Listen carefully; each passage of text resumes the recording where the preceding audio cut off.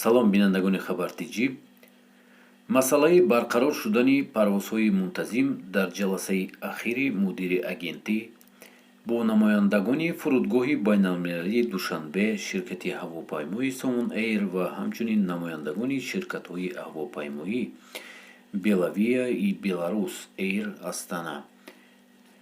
ва чӣ хеле ки мо шумо медонем, аз моҳи марти 2021 инчунин боз самолётҳо ва границаҳо ҳама маҳкам буданд ва имрӯз Тоҷикистон равобити ҳавоиро бо ҷумҳурии бо ду кишвар боз кардааст, ки ин мебошад Қазоқистону Афғонистон барқарор намуданд.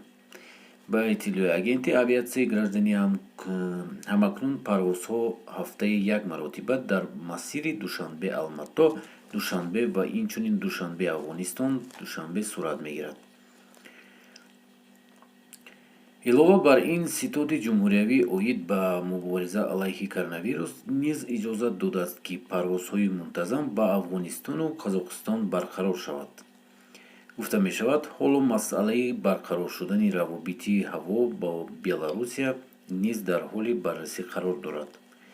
Агентӣ тавзеҳ додааст, ки дар рафти ҷаласа аз ширкатҳои ҳавопаймоии ватанию хориҷӣ дархост шудааст, ки нархи чиптаро худсарона афзун накунанд, балки дар доираи арзиши аслӣ фурӯхта мешавад.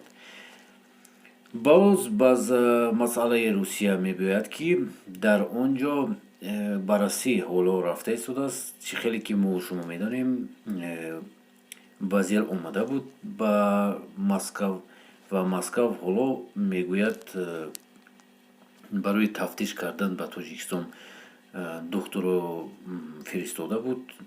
ҳоло ҷавобаш нест. агар ҷавобашро гиранд, ҳатман мо шумо мефаҳмем, ки кай боз мешавад Тоҷикистону Русия. дар поёни комментария нависед ва лайк монед. дӯстони азиз, хайр.